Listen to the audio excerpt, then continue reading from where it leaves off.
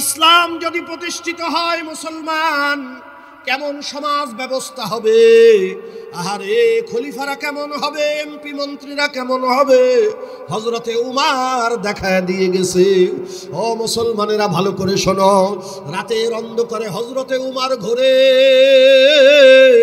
কে কোন দুঃখ দুর্দশার মধ্যে আছে দেখবার জন্য মদিনার উপকণ্ঠে গিয়ে হযরতে উমর দেখতেছে ছোট্ট একটা ঝুপড়ির মধ্যে একটা মেয়ে লোক কয়েকটা বাচ্চা নিয়ে, ওই বাচ্চারা ক্ষুধায় কাঁদে, মাগো ক্ষুধা লাগছে,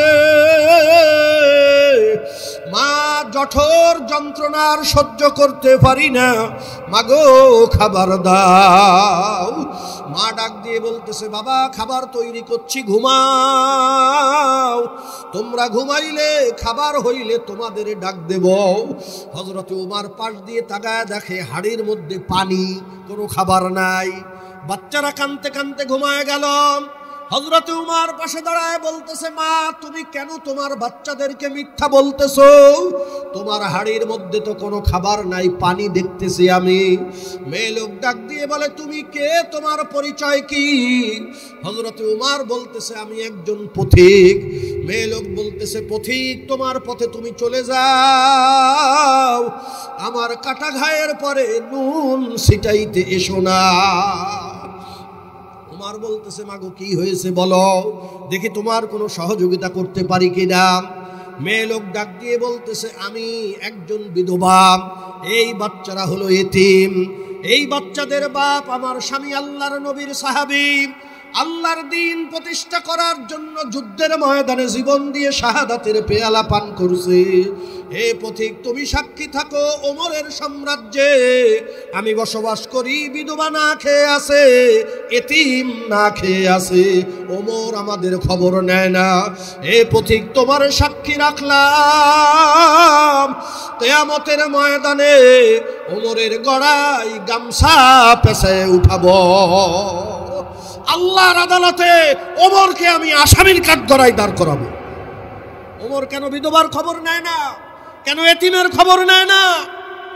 মেয়েরা আমার, হযরতে উমর থরথর করে কাঁপতেছে, ডাক দিয়ে বলে, মা উমর তো রাষ্ট্রপ্রধান, কত ঝামেলা তার, তুমি তো তোমার দুঃখের কথা তারে বলতে পারতা, তুমি বলার পরে যদি সে ব্যবস্থা না নিত তাহলে বোঝা যেত ওমর দোষী।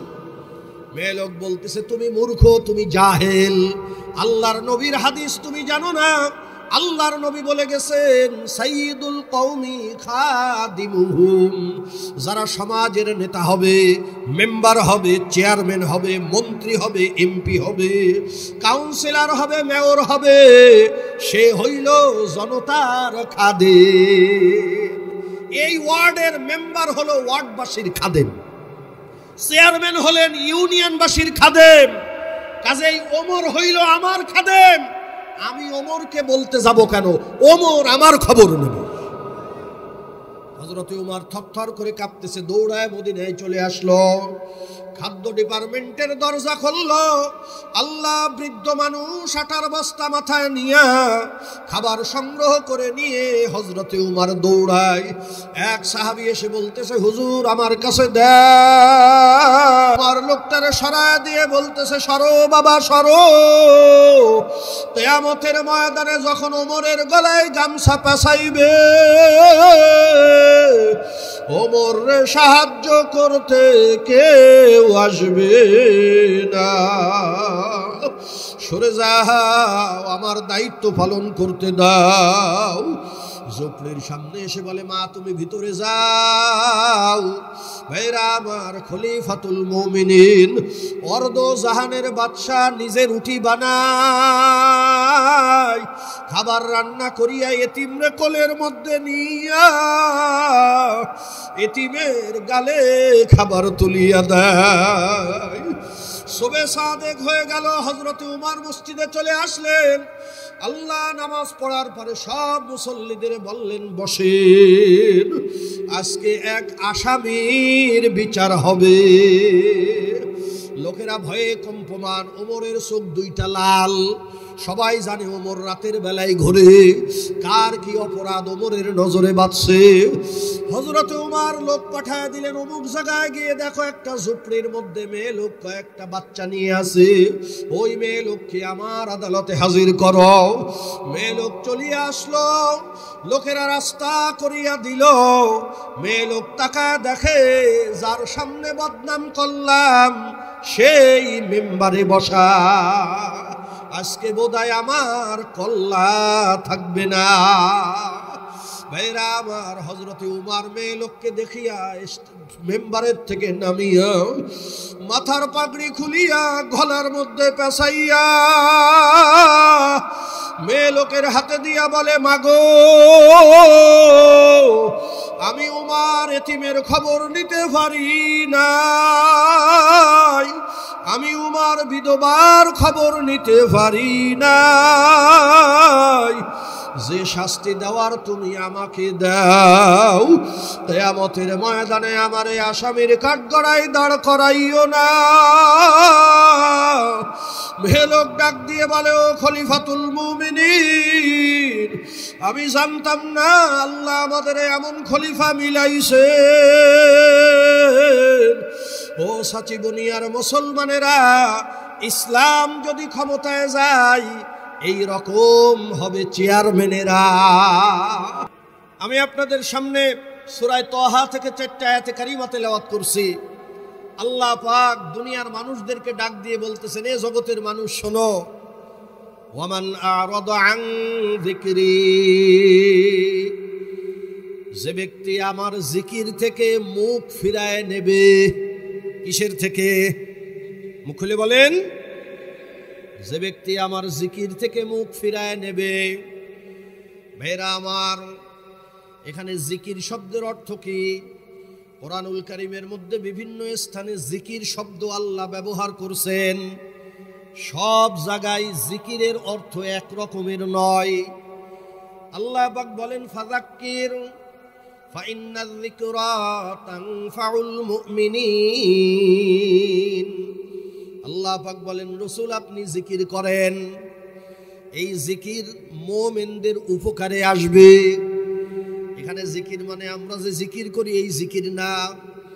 এখানে জিকির অর্থ আল্লাহর নবী আপনি নসিহত করেন, আপনি ওয়াজ করেন। আপনার এই ওয়াজ আবু জেহেল না শুনতে পারে, আবু লাহাব না শুনতে পারে, কিন্তু আপনার এই ওয়াজের দ্বারা আবু বকরের ফায়দা হবে। ভাইরা আমার, এখানে আল্লাহ পাক যিকরি শব্দ ব্যবহার করছেন। এখানে যিকরি শব্দের অর্থ মুফাসসিরিন ইকরাম বলেন, এখানে যিকরি শব্দের অর্থ হইল আল্লাহ পাকের দ্বীন। এখানে জিকির মানে কি? জোরে বলেন। আল্লাহ পাকের দ্বীন যদি অর্থ হয় তাহলে আয়াতের অর্থ কি দাঁড়ায়? ওয়ামান আরাদা আন যিকরি, যে আমার দ্বীন থেকে মুখ ফিরায় নেয়। খুব ভালো করে বুঝবেন, যে আমার দ্বীন থেকে মুখ ফিরায় নেয়। এখন প্রশ্ন দাঁড়ায়, দ্বীন শব্দের অর্থ কি? দ্বীন শব্দের অর্থ হলো জীবন যাপন করার রীতিনীতি পদ্ধতি। দ্বীন শব্দের অর্থ কি? জীবন যাপন করার পদ্ধতি। কোন নিয়মে জীবন যাপন করতে হবে এটাকে আরবিতে বলে দ্বীন। যত মাখলুকাত আল্লাহ পাক সৃষ্টি করছেন, সমস্ত মাখলুকাতের জীবন যাপন করার পদ্ধতি কি একরকম নাকি ভিন্ন ভিন্ন? বুঝতেছেন আপনারা?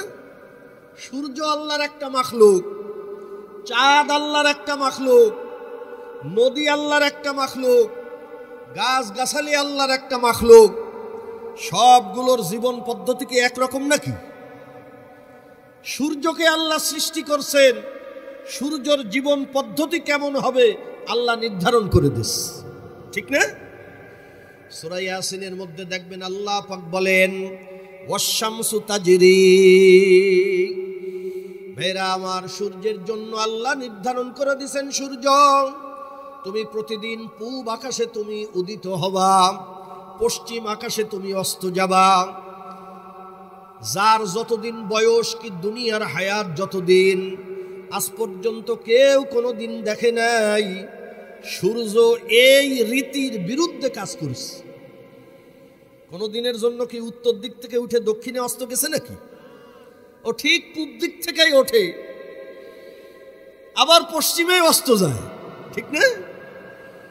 চাঁদের জন্য আল্লাহ রীতিনীতি নির্ধারণ করছে, এই তারিখে তুমি এই কক্ষপথে থাকবা, এই তারিখে এই কক্ষপথে থাকবা, এই তারিখে তুমি অমাবস্যা হবা, এই তারিখে পূর্ণিমা হবা, ঠিক না? ভাইরা আমার, গরুর জন্য এক রকমের পদ্ধতি, ছাগলের জন্য এক রকমের পদ্ধতি, খেজুর গাছের জন্য এক রকমের পদ্ধতি। খেজুর গাছরে আল্লাহ পাক জানায় দিছে, ও খেজুর গাছ, যখন অগ্রায়ণ মাঘ মাস পৌষ মাস আসবে আমার বান্দাদের রস দিবি। ভাইরা আমার, চৈত্র বৈশাখ মাসে রস পাওয়া যায় নাকি? খেজুর গাছের মধ্যে রস নাই। একটা গাছ কেটে আপনি মেশিনের মধ্যে দিয়ে যদি একেবারে সাবা বের করে ফেলেন, রস পাবেন কয় ফোঁটা? এক ফোঁটাও না। কিছু কষ পাবেন, রস পাবেন না। ভাইরা আমার, আল্লাহ পাক নির্ধারণ করে রাখছে এই সময় তুমি রস দিবা। ভাইরা আমার, পৌষ মাস এখন বিকাল বেলায় খেজুর গাছের মাথা কেটে একটা ঠিলা পেতে রাখবেন, সকালবেলায় দেখবেন এক ঠিলা রস, ঠিক না ভাই? ঠিক। সমস্ত মাখলুকাতের জন্য আল্লাহ পাক কিভাবে জীবন যাপন ওই মাখলুক করবে আল্লাহ তার নিয়ম পদ্ধতি বাতায়া দিছে। এই মাখলুকাতের ভিতরে আশরাফুল মাখলুক হইল মানুষ। আমরা কি মাখলুক? আশরাফুল মাখলুক, শ্রেষ্ঠ জীব। আমাদেরকে সৃষ্টি করছেন কে? আল্লাহর নাম জোরে বললে গুনাহ হয়। আরো জোরে বলেন, আমাদের বানাইছেন কে? আমাদেরকে যদি আল্লাহ বানান, আমাদের জীবন পদ্ধতি কেমন হবে এটা বোধহয় আল্লাহ নির্ধারণ করে দেয় নাই, দিছে না দেয় নাই? তো মানুষের জন্য যে জীবন পদ্ধতি নির্ধারণ আল্লাহ করছেন এটা হলো মানুষের দিন। চাঁদের জন্য যে জীবন পদ্ধতি আল্লাহ নির্ধারণ করছেন ওটা চাঁদের দিন। সূর্যের জন্য যেটা নির্ধারিত ওটা সূর্যের দিন। প্রত্যেকটা মাখলুকাতের জন্য আলাদা আলাদা আল্লাহ নিয়ম পদ্ধতি নির্ধারণ করছে। সমস্ত মাখলুকাতের শানে আল্লাহ পাক বলেন, যত মাখলুক আমি বানাইছি তাদের জীবন যাপনের পদ্ধতি আমি আল্লাহ যা নির্ধারণ করে দিছি, কোন মাখলুক আমার পদ্ধতির বাইরে যেতে পারে না।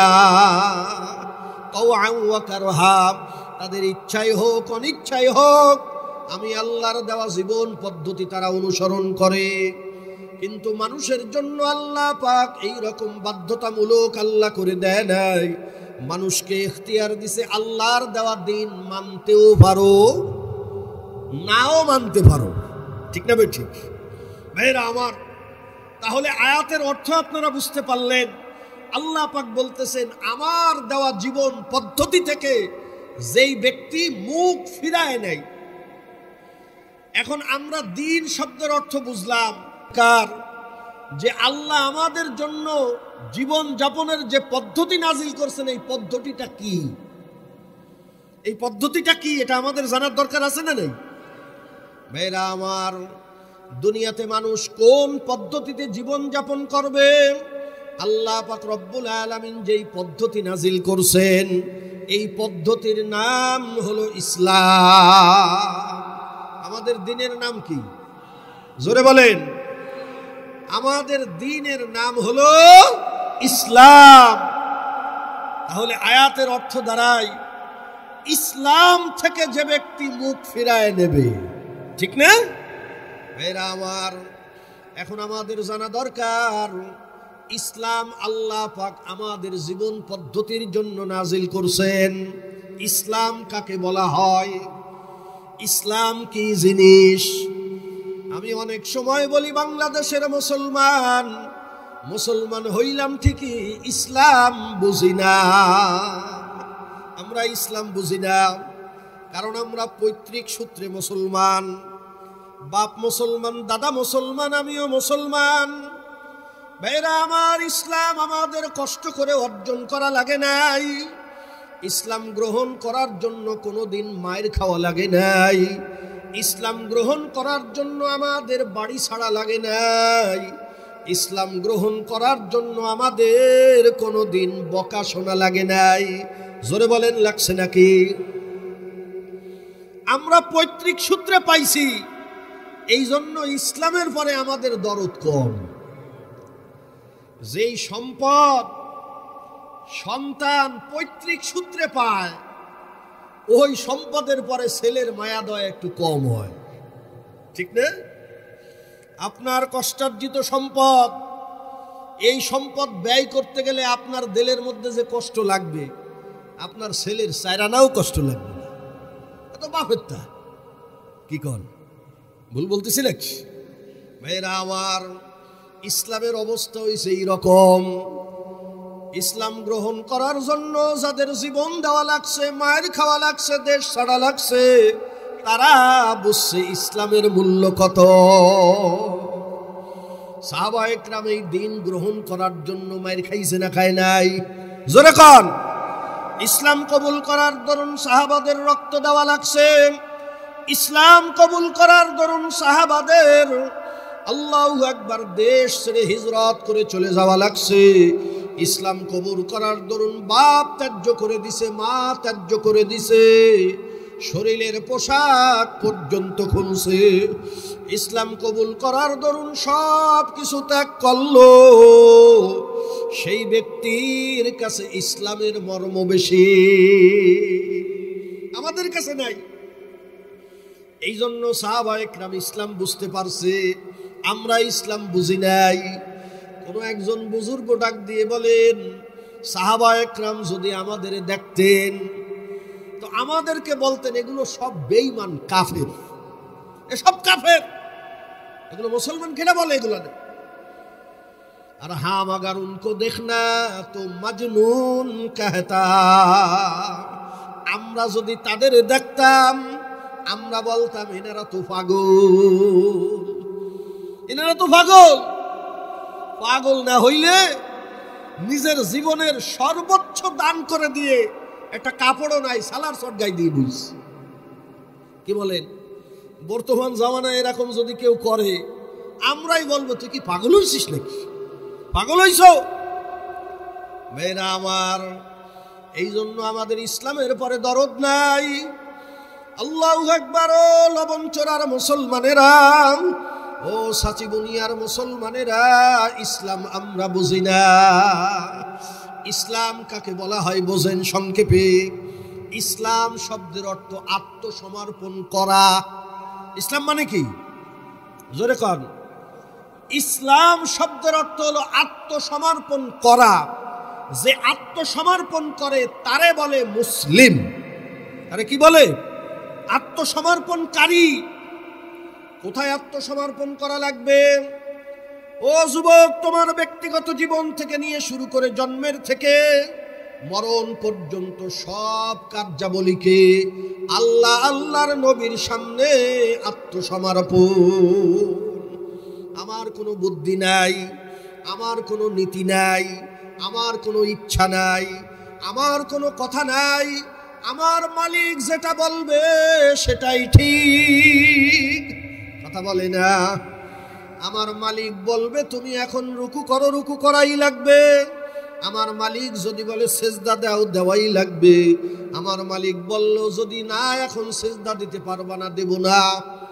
আমার মালিক যখন বলবে সবে সাদিক থেকে নিয়ে সূর্যাস্ত পর্যন্ত কোনো কিছু খাইতে পারবা না, পানাহারও করতে পারবা না, আমার কোনো ইচ্ছা নাই, আমি আমার মালিকের ফয়সালা মেনে নিলাম। আমার মালিক বলল খবরদার আজকে রোজা রাখতে পারবি না, আমি রাখবো না। কি এর নাম ইসলাম? নামাজ পড়ার নাম ইসলাম না, রোজা রাখার নাম ইসলাম না।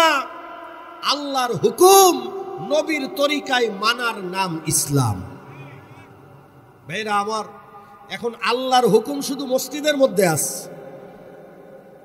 কথা বলেন? আল্লাহর হুকুম শুধু মসজিদের মধ্যে আছে। আল্লাহর হুকুম আমার পাঞ্জাবি, আমার টুপি, আমার দাড়ির মধ্যে আছে। আল্লাহর হুকুম আমার ব্যবসার মধ্যে নেই। আল্লাহর হুকুম আমার বিবাহ শাদীর মধ্যে নেই। কথা কয় না? একটু জোরে জবাব দেন।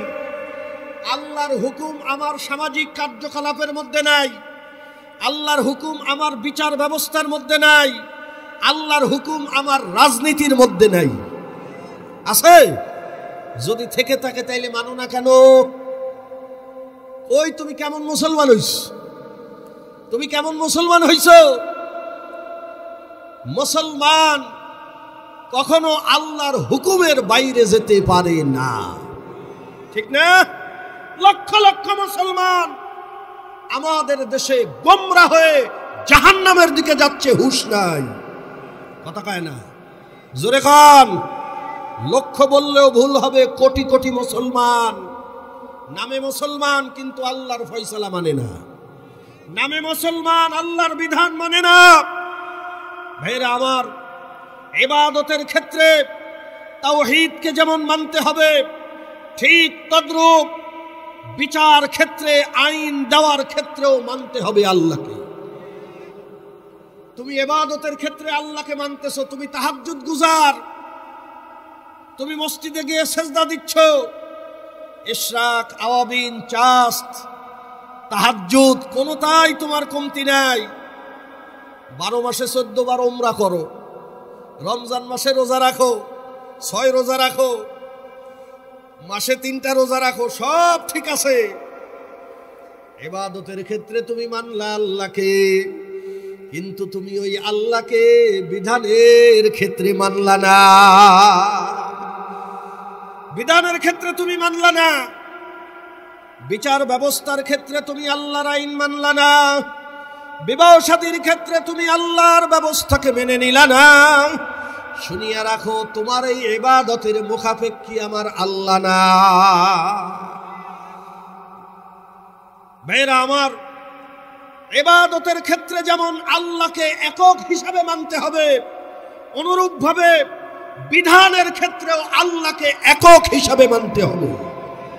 আমার ইবাদত যেমন এক আল্লাহ পাবে, অনুরূপভাবে আমি বিধানও মানব এক আল্লাহর, কথা কয় না, জোরে কান।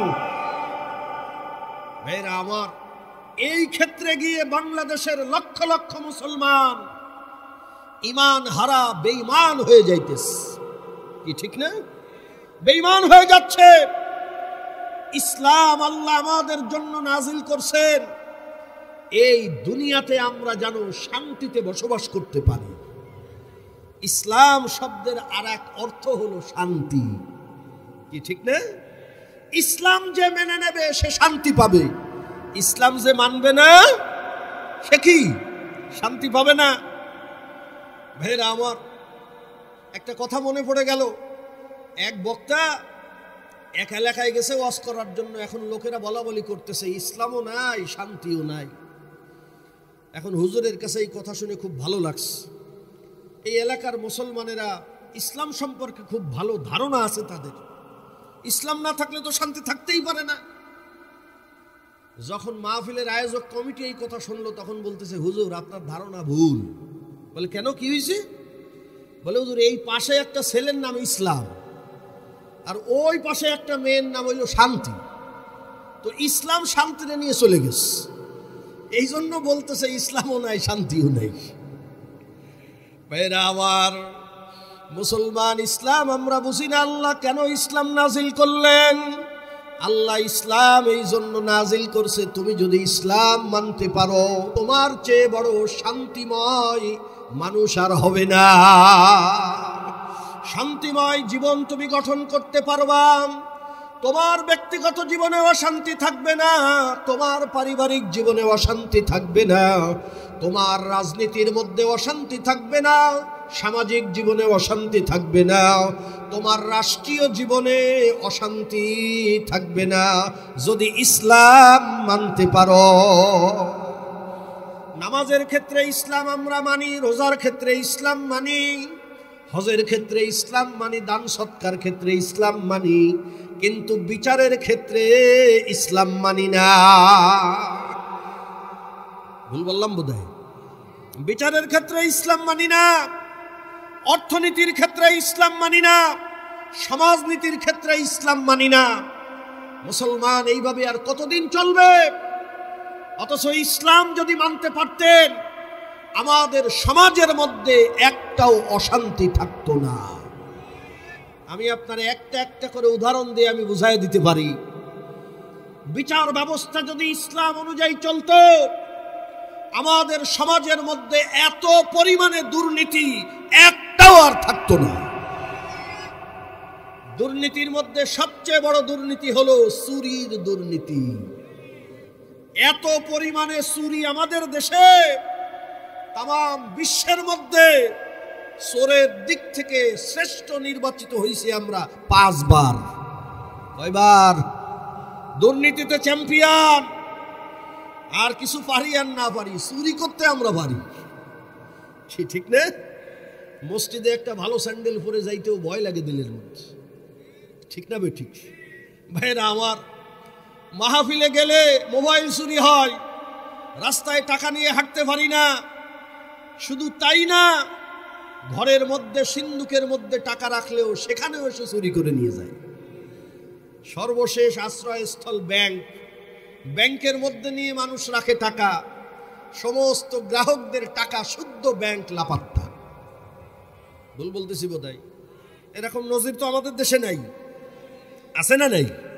ভাইরা আমার, অসহায় দরিদ্র মানুষের জন্য সরকারের কোষাগারের থেকে রিলিফ দেওয়া হয়, টিন দেওয়া হয়, ভাতা দেওয়া হয়। বন্যা হয়ে গেছে, রিলিফ চলে আসছে, করোনা হয়েছে, বিভিন্ন দেশ সংস্থা সাহায্য করছে। ওরে সুবহানাল্লাহ, চেয়ারম্যান সব খাই ফেলেছে, কথা খায় না। আপনারা রাগ করতেছেন নাকি? কত বড় চোর, কত বড় চোর! খাইছে তো খাইছেই, 18 লক্ষ কোটি টাকা চুরি করে নিয়ে গেছে। এই টাকা ওদের বাপ দাদার না, আমাদের টাকা। আমাদের টাকা চুরি করেছে। কত বড় দুর্নীতি চিন্তা করতে পারেন? আমরা শুনি বহির্বিশ্বের মানুষ, তাদের ঈমান নাই, কিন্তু চুরি করা কাকে বলে তারা জানে না। চুরি করা কাকে বলে জানে না। বাংলাদেশিদের সোহবতে বেশি দিন না, মাত্র 1 সপ্তাহ ট্রেনিং নিলেই চুরি কিভাবে করতে হয় সব হাতে কলমে শিখাই দিবে। কি ঠিক না? ভাইরা আমার, ইঞ্জিনিয়ার চুরি করে, ডাক্তার চুরি করে, মন্ত্রী এমপিরা চুরি করে, চেয়ারম্যান চুরি করে, মেম্বার চুরি করে, চৌকিদার চুরি করে, করে না করে না? চোরের খনি আমাদের দেশে, চোরের খনি। চোর কেন দমন হয় না? ও মুসলমান, তোমার জীবন ব্যবস্থার জন্য আল্লাহ যে পদ্ধতি নাজিল করছে ওই পদ্ধতি অনুযায়ী চোরের বিচার করো না তুমি। এই পদ্ধতি অনুযায়ী যদি চোরের বিচার করা হতো, আল্লাহর কসম করে বলা যায় একটা চোর বাংলার জমিনে থাকতো না।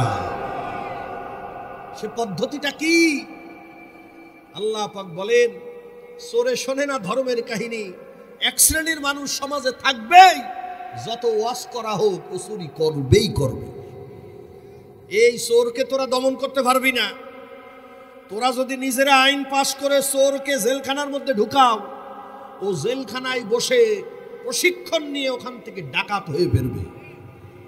চোরকে কেমন দমন করবি আমি আল্লাহ তোদের জীবন পদ্ধতির মধ্যে জানায় দিলাম। শোন, আস-সারিকু ওয়াস-সারিকাতু ফাকতাউ আইদিয়াহুমা।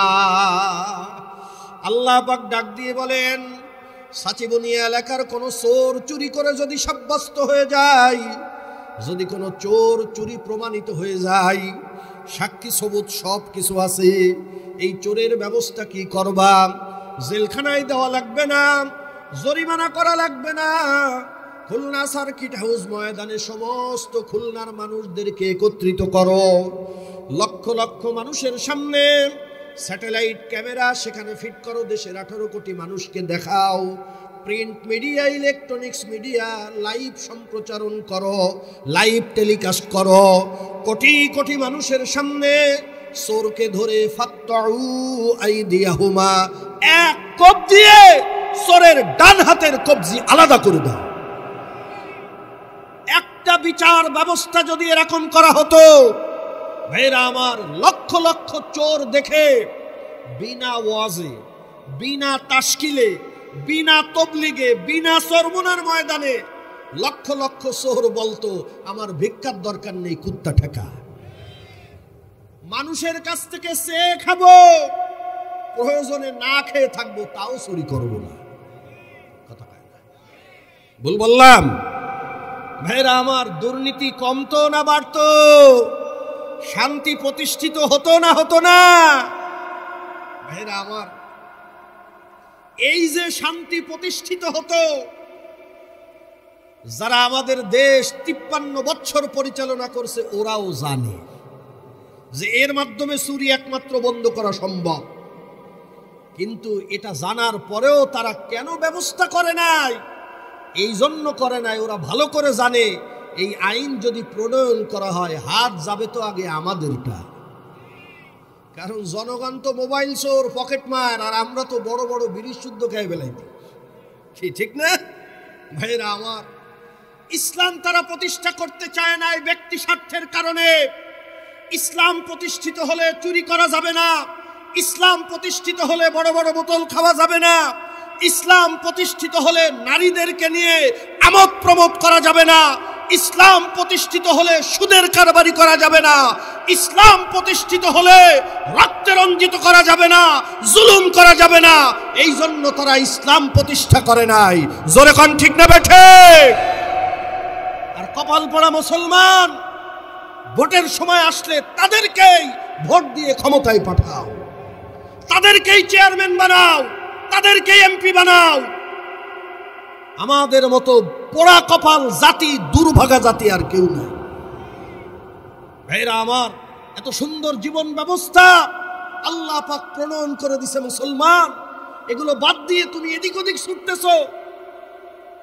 ভাইরা আমার, অর্থনীতির ক্ষেত্রে আল্লাহ পাক যেই পদ্ধতি আল্লাহ নাজিল করছে, এই পদ্ধতি যদি আমরা মানতাম, আল্লাহর কসম করে বলতে পারি বাংলার জমিনে একটা গরিব মানুষ পাওয়া যেত না। ইসলাম অর্থনীতির ক্ষেত্রে যাকাত ভিত্তিক অর্থ ব্যবস্থার কথা ইসলাম বলছে। আল্লাহ পাক বলেন আকিমুস সালাতা ওয়া আতুজ যাকাত, আছে না নাই? নামাজ প্রতিষ্ঠা করো এবং যাকাত আদায় করো। যাকাত সবার পরে আল্লাহ ফরজ করে নাই। আল্লাহ পাক রব্বুল আলামিন যাদেরকে নিসাবের মালিক বানাইছে, যাদেরকে ধন সম্পদ আল্লাহ পাক দান করছে, আহারে আমি কোটি টাকার মালিক, এই মালিকানা আমার না, আমারে টাকার মালিক বানাইছেন কে? জোরে কর। যে আল্লাহ আমারে সম্পদ দান করলো, আহারে আমি দুনিয়াতে আসছিলাম খালি হাতে। ছোটবেলায় বাপের কাছে 2 টাকা চাইছিলাম, ভাইয়ের কাছে 2 টাকা চাইছিলাম, আব্বু আমারে 2টা টাকা দাও আমি বিস্কুট কিনে খাবো, চাইছিলাম কিনা? 2 টাকার ফকির ছিলাম আমি। সেই 2 টাকার ফকিরকে কোটি টাকার মালিক দুনিয়ার কেউ বানায় নাই, বানাইছে আল্লাহ। আল্লাহ মালিকানা দিয়ে আল্লাহ বলতেছে, বড় লোক শোন, ওয়াফি আমওয়ালিহিম হাক্কুল লিসাইলি ওয়াল মাহরুম, তোমার যে সম্পদ আমি আল্লাহ দান করলাম, এই সম্পদের মধ্যে তোমার সমাজের মধ্যে যারা নিঃস্ব আছে, যারা বঞ্চিত আছে, যারা অসহায় আছে, যারা এতিম আছে, যারা মিসকিন আছে, যারা ফকির দরিদ্র আছে, আমি আল্লাহ তাদের হক দিয়ে দিলাম। এই হক তুমি আদায় করবা। ইসলাম বলতেছে, ও সমাজের রিক্সাওয়ালারা, ও ঠেলাওয়ালারা, ও শ্রমিক ভাইরা, ইসলাম গরিবের পক্ষে। ইসলাম কাদের পক্ষে? ইসলাম বলতেছে তুতি ইলাল আগনিয়া, বড় লোকের কাছ থেকে নাও, ওয়া তুআদ্দি ইলাল ফুকারা, গরিবদেরকে দাও। বড় লোকের কাছ থেকে নাও, কাদেরকে দাও? কথা বলে না। বড়দের থেকে, বড় লোকের কাছ থেকে নাও, গরিবদেরকে দাও। ভাইরা আমার, জরিপ করে দেখা গেছে 55,000 বর্গ মাইলের ছোট্ট এই বাংলাদেশ, এই বাংলাদেশের মধ্যে আল্লাহ পাক যেই রকম ধনী মানুষ তৈরি করছে, এই ধনী মানুষদের কাছ থেকে যাকাত যদি সঠিক নিয়মে বের করা যেত, 5 বছর পরে বাংলাদেশে একটা গরিব মানুষ আর খুঁজে পাওয়া যেত না। এই ব্যবস্থার নাম ইসলাম। সমাজের ধনী গরিবদেরকে, সমাজের রিক্সাওয়ালকদেরকে, ঠেলাওয়ালাদেরকে, অটোওয়ালাদেরকে, ভিক্ষুকদেরকে, বিধবাদেরকে, তাদের এই অর্থনৈতিক স্বাবলম্বী কোন নীতি করতে পারবে না, একমাত্র ইসলাম পারবে। একমাত্র ইসলাম পারবে রিক্সাওয়ালারে প্রাইভেট কারের মালিক বানাইতে। ইসলাম পারবে ভিক্ষুককে বানাইতে। আপনাদের বিশ্বাস হয়? বিশ্বাস হয়? ইসলামী অর্থ ব্যবস্থা যদি বাংলাদেশের মুসলমানরা মানত, আমাদের সমাজে একটা রিক্সাওয়ালা খুঁজে পাওয়া যেত না, একটা অটোওয়ালা খুঁজে পাওয়া যেত না। এখন আপনি বলতে পারেন, হুজুর অটো না থাকলে গল্লামারি যাবানি কিসি, রিক্সা না থাকলে ময়লা হুতায় যাবানি কিসি? ভাইরা আমার, আমেরিকায় তো রিক্সা নেই, সৌদি আরবে তো রিক্সা নেই, তা তারা যায় কিসে? আপনি যাবেন আপনার প্রাইভেট কারে। একটু চিন্তা করে দেখতে পারেন কি অবস্থা যদি এরকম সমাজ হয়ে যায়। এখানে যারা আছি সবার এক একটা করে বাড়ি আছে, সবার এক একটা করে প্রাইভেট কার আছে, সবাই স্বাবলম্বী, সবাই কোটি টাকার মালিক, লক্ষ টাকার মালিক। ভাইরা আমার, আমার পেটে যদি ক্ষুধা না থাকে, আপনার প্লেটের দিকে আমি জীবনে তাকাবো না, কারণ আমার পেট ভরা। আমার পেট ভরা, আমার এখন খাইতে দিলেও খাইতে মনে চায় না। কি কথা বুঝেন না? আমার পেট ভরা আছে, হুজুর খান, হুজুর খান। আরে ভাই খাবো না, আমার পেট তো ভরা। আপনার যদি বাড়ি থাকে, আপনার যদি টাকা থাকে, আপনার যদি গাড়ি থাকে, আপনি আরেকজনের মাল চুরি কেন করবেন? কেন ডাকাতি করবেন? কথা কয় না। মাল পড়ে থাকলেও নেবে না, কি ঠিক না? এর নাম ইসলাম, এর নাম ইসলাম। ইসলাম মনে করো খালি নামাজ পড়ার নাম, খালি রোজা রাখার নাম না। জীবনের সর্বক্ষেত্রে হুকুম মানা লাগবে কার? আরো জোরে কর। ভাইরা আমার, এই রকম একটা সমাজ ব্যবস্থা তৈরি করতে পারবো আমরা, যেই সমাজে ধনী গরিবের কোনো বৈষম্য থাকবে না, যেই সমাজের মধ্যে কোনো চাঁদাবাজি হবে না, যেই সমাজের মধ্যে জালেম কোনো মাজলুমের পরে অত্যাচার করতে পারবে না, যেই সমাজের নারীদের ইজ্জতের মূল্য হবে, যেই সমাজের মধ্যে কোনো রকমের দুঃশাসন চলবে না, দুর্নীতি চলবে না, চুরি থাকবে না, ডাকাতি থাকবে না, এরকম সমাজ একমাত্র ইসলাম দিতে পারে। আরো জোরে কোন ঠিক না বেঠে? একমাত্র ইসলাম দিতে পারে। উচিত ছিল বাংলাদেশে সবার আগে এই রকম ইসলামী সমাজ প্রতিষ্ঠা হওয়ার, কারণ আমাদের দেশে 92% মুসলমান। আমাদের দেশ মসজিদের দেশ। এত দাড়িওয়ালা, এত টুপিওয়ালা, এত পীর, এত মুরিদ বিশ্বের অন্য কোনো দেশে এত নাই, ঠিক না? উচিত ছিল ইসলামী সমাজ বাংলাদেশে আগে প্রতিষ্ঠিত হবে, কিন্তু হয় না কেন? ইসলাম বুঝি না। ইসলাম কি বুঝি না। ভাইরা আমার, তাহলে সমাজ ব্যবস্থার ক্ষেত্রে ইসলামকে আমরা মানবো না মানবো না? যারা চোর, যারা ডাকাত, যারা গুন্ডা, যারা বদমাইশ, ভাইরা আমার, তাদের হাতে আমরা দেশের ক্ষমতা আর দেব না। রাজি আছেন? অনেকে রাজি নাই মনে হয়। রাজি আছেন? কে কে রাজি আছেন? আল্লাহু আকবার, হাত তোলেন। আলহামদুলিল্লাহ, হাত নামাই। ভাইরা আমার, সময় হাতে নাই, কথা বলতে গেলে চলে আসে। হিমস প্রদেশ, হিমস প্রদেশ ওমর ইবনুল খাত্তাব রাদিয়াল্লাহু তাআলা আনহুর জামানায়, ও মুসলমান শুনে রাখো, ইসলাম যদি প্রতিষ্ঠিত হয়, আহারে এমপিরা কেমন হবে, মন্ত্রীরা কেমন হবে। হিমস প্রদেশের জন্য আল্লাহু আকবার, হযরতে ওমর রাদিয়াল্লাহু তাআলা আনহু বললেন, এই প্রদেশের যারা গরিব আছে, ফকির আছে, তাদের একটা তালিকা আমার কাছে দাও, আমি রাষ্ট্রীয় কোষাগার থেকে তাদেরকে ভাতা দেব। একটা তালিকা করে হযরতে ওমর রাদিয়াল্লাহু তাআলা আনহুর কাছে দিয়েছেন। হযরতে ওমরের কাছে যে লিস্ট গেছে, এই লিস্টের মধ্যে 1 নম্বরের নাম হলো ওই প্রদেশের গভর্নরের। হযরতে সাঈদ ইবনে আমির রাদিয়াল্লাহু তাআলা আনহু হযরতে উমর দেখে বলতেছে, সাঈদ মান হুয়া? লোকে বলতেছে, হুজুর হুয়া আমিরুনা, ইনি তো আমাদের এই প্রদেশের আমির। হযরত উমর আশ্চর্য হয়ে গেল, আমিরুকুম আফকারুকুম, তোমাদের আমির তোমাদের এলাকার মধ্যে সবচেয়ে বেশি গরিব? বলে হ্যাঁ, আমাদের আমির আমাদের এলাকার সবচেয়ে বেশি গরিব। ভাইরা আমার, নেতারা এমপিরা এত ফুটানি কি দিয়ে করে আমরা জানি ভালো না, কি দিয়ে করে জানি।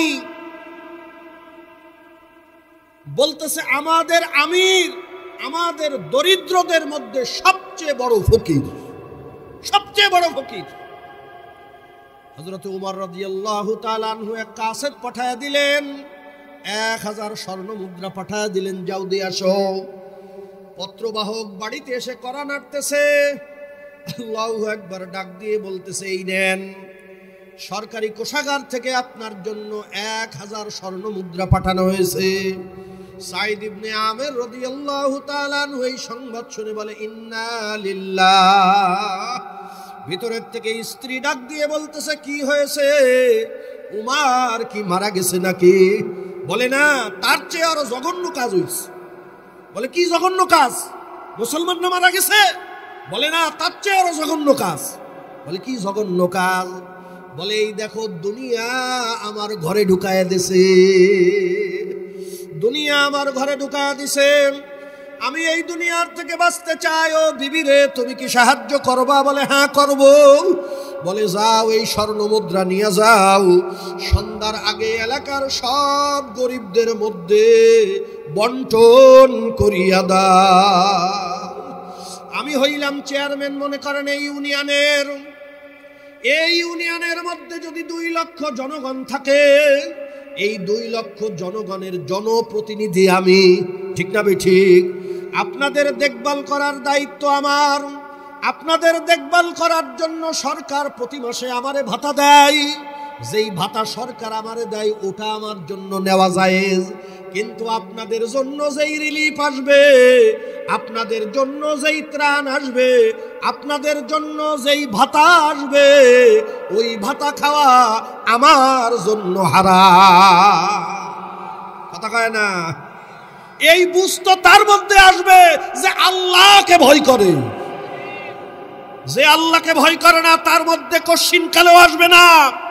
সে মনে করবে জনগণের এই মাল, নির্বাচনে চেয়ারম্যান হয়েছি, 1 কোটি টাকা খরচ করে জনগণের মাল চুরি করে আমার এই টাকা উঠানো লাগবে। গেল অধিকার কার? তোমার। তোমার অধিকার গেল। তোমার এই অধিকার তুমি নির্বাচনের আগে ওই রাতের বেলায় 1000 খাইছিলে, ওই 1000 খাই তোমার অধিকার বেঁচে দিছো তুমি। কথা কয় না?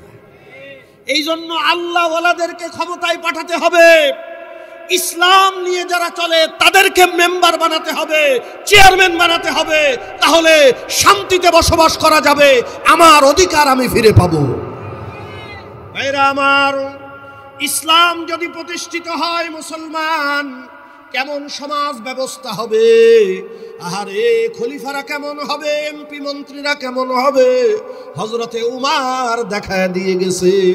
ও মুসলমানেরা ভালো করে শোনো, রাতের অন্ধকারে হযরতে উমর ঘুরে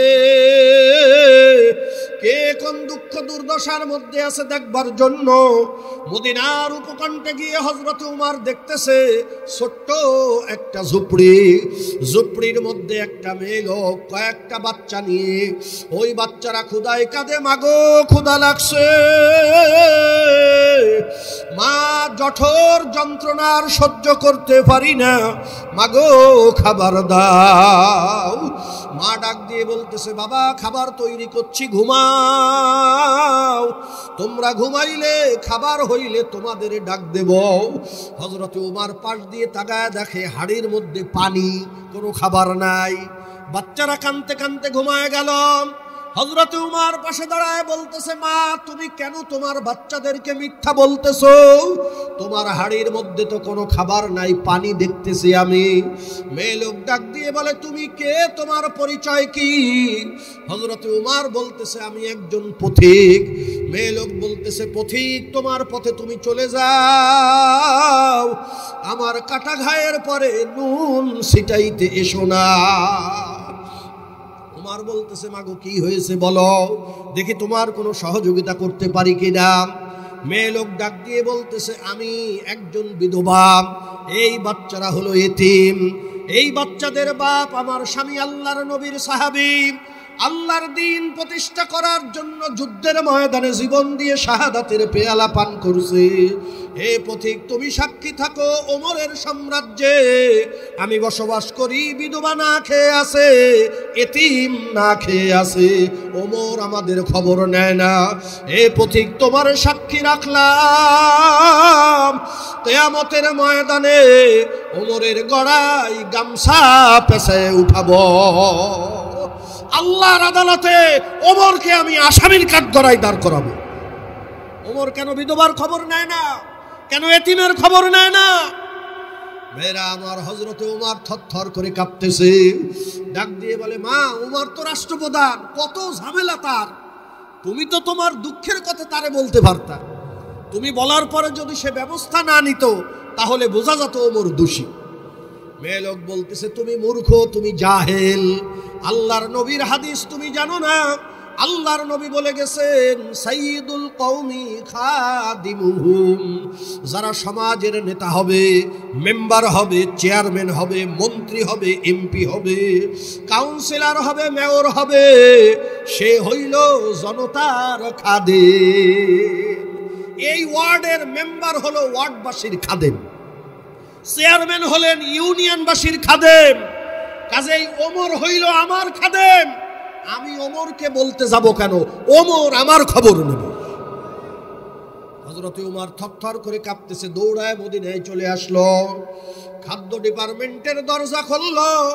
আল্লাহ, বৃদ্ধ মানুষ আটার বস্তা মাথায় নিয়ে খাবার সংগ্রহ করে নিয়ে হযরতে উমর দৌড়ায়।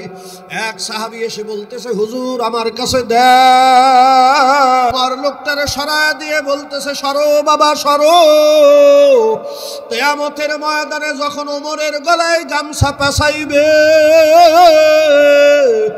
ওমরে সাহায্য করতে কেউ আসবে না, সরে যাও, আমার দায়িত্ব পালন করতে দাও।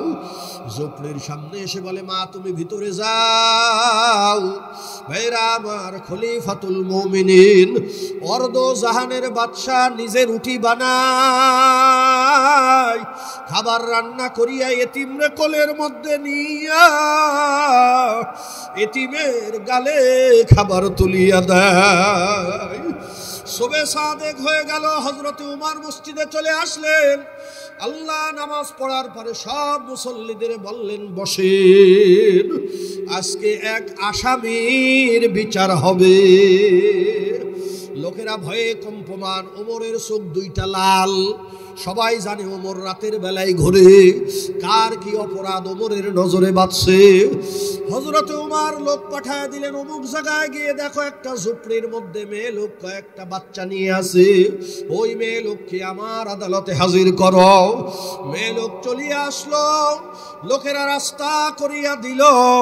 মেয়ে লোক তাকায় দেখে, যার সামনে বদনাম করলাম সেই মেম্বারে বসা, আজকে বোধহয় আমার কল্লা থাকবে না। ভাইরা আমার, হযরতে উমর মেয়ে লোককে দেখিয়া মেম্বারের থেকে নামিয়া মাথার পাগড়ি খুলিয়া গলার মধ্যে পেঁচাইয়া মেয়ে লোকের হাতে দিয়া বলে, মাগো আমি উমর এতিমের খবর নিতে পারি না, আমি উমর বিধবার খবর নিতে পারি না।